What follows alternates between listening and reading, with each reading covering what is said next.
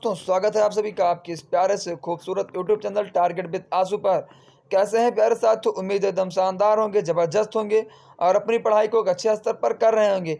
प्यारे साथियों, अगर अभी तक आप लोग मेरे इस चैनल टारगेट विद आंसू को सब्सक्राइब नहीं किए हैं तो आज ही जाकर सबसे पहले आप मेरे चैनल को सब्सक्राइब कीजिए, वीडियोज़ को लाइक कीजिए।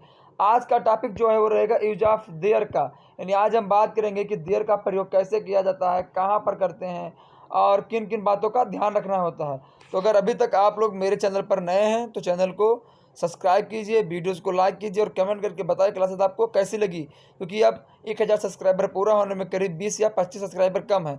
तो आप लोग अपना जो है अपने द्वारा मेरे सहयोग को जरूर कीजिए, सहयोग को पूरा कीजिए, मेरे लक्ष्य को पूरा कीजिए। तो आज का टॉपिक दियर से रहने वाला है, यानी दियर का प्रयोग क्या होता है, कैसे होता है। तो चलिए बात करते हैं अपने टॉपिक की ओर। तो यूज ऑफ देयर, यानी यूज मतलब प्रयोग, ऑफ मतलब का, देयर मतलब दियर का, यानी दियर का प्रयोग हम कहाँ करते हैं। तो देखिए, जब किसी वाक्य या किसी व्यक्ति का कहीं ना होना पाया जाए, यानी जब किसी वाक्य में क्या है, वस्तु या व्यक्ति का जो है कहीं ना होना पाया जाए, यानी उस वाक्य में कोई भी कर्ता ना स्पष्ट हो। उसके बाद तथा इस वाक्य में कोई मुख्य सब्जेक्ट नहीं होता। देखो लिखा हुआ है कि इस वाक्य में कोई मुख्य सब्जेक्ट नहीं होता है।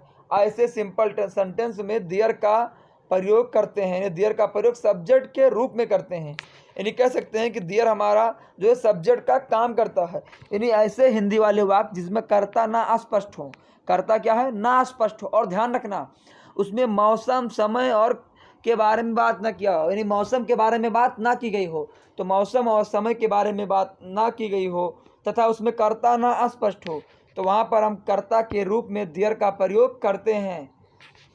और एक वचन के साथ दियर इज, अगर प्रेजेंट में है तो, पास्ट में है तो दियर वाज, और अगर सब्जेक्ट और क्या है, ऐसे नहीं शेड्यूल से करेंगे। और जब हमारा कोई वस्तु कई संख्या में होगी तो वहाँ पर वर का प्रयोग, पास्ट के लिए वर और प्रेजेंट के लिए आर का प्रयोग करेंगे।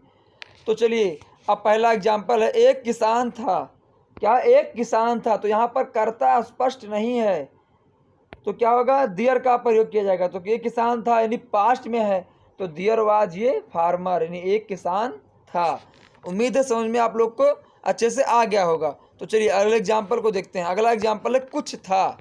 क्या है, कुछ था, यानी दियर अभी क्या है, पास्ट में है, तो दियर के साथ तो वाज लगेगा, ध्यान रखना।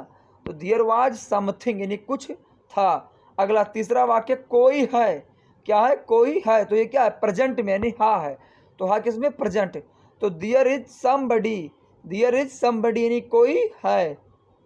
चौथा वाक्य, एक गाय है, एक गाय है, तो there was a cow, their was a काऊ। पांचवा, छत पर कोई नहीं है, सॉरी छत पर कोई है, छत पर कोई है, तो दियर इज समवन, यानी कोई है ऑन द रूफ, छत पर। पहले क्या बनाना है, कोई है, तो दियर is someone, their is someone on the roof, यानी छत पर। अगला है, एक राजा था।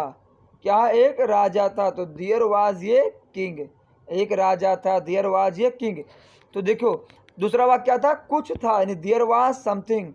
तीसरा वाक्य कोई है, तो दियर इज समबडी। चौथा, एक गाय है, तो दियर इज ए काऊ। और पांचवा वाक्य, छत पर कोई है, तो दियर is someone on the roof. छठवां वाक्य, एक राजा था, तो दियर वाज ये किंग। अब चलते हैं अगले वाक्य की तरफ। अगला वाक्य थोड़ा बड़ा है, अब ये भी छोटा था आपको समझाने के लिए, अब बड़ा वाक्य, एक बार एक महान राजा था, एक बार एक महान राजा था, तो वंस मिस एक बार, दियर वाज ये ग्रेट किंग, दियर वाज ये ग्रेट किंग, ग्रेट मतलब होता है महान, किंग मतलब राजा, तो वंस दियर वाज ये ग्रेट किंग। अगला वाक्य, हमारे शहर में एक राजा था, तो there was a king in our city, our city में हमारे शहर, तो there was a king in our city. अगला वाक्य, मेरे विद्यालय में 30 अध्यापक हैं, तो क्या है, मेरे विद्यालय में 30 अध्यापक, यानी कई, 30 यानी एक से ज़्यादा, तो there are 30 teachers, there are 30 teachers in my school. अगला वाक्य, मेरे बगीचे में 2 बरगद के पेड़ हैं, मेरे बगीचे में 2 बरगद के पेड़ हैं, तो there are 2 banyan tree, there are 2 banyan tree, sorry trees क्योंकि कई पेड़ हैं, तो दियर आर 2 बनियान trees in my garden, in my garden. अगला वाक्य,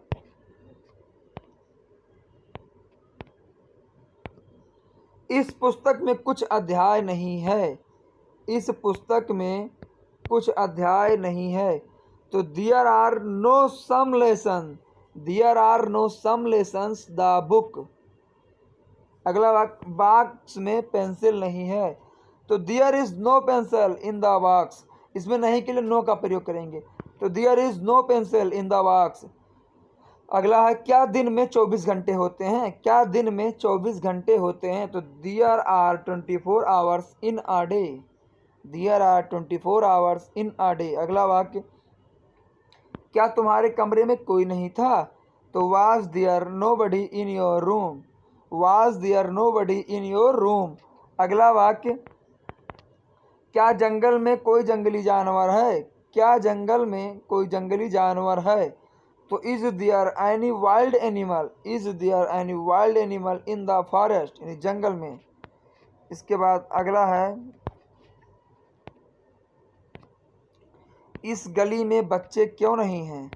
इस गली में बच्चे क्यों नहीं हैं? तो क्योंकि इंग्लिश पहले लिखा जाएगा।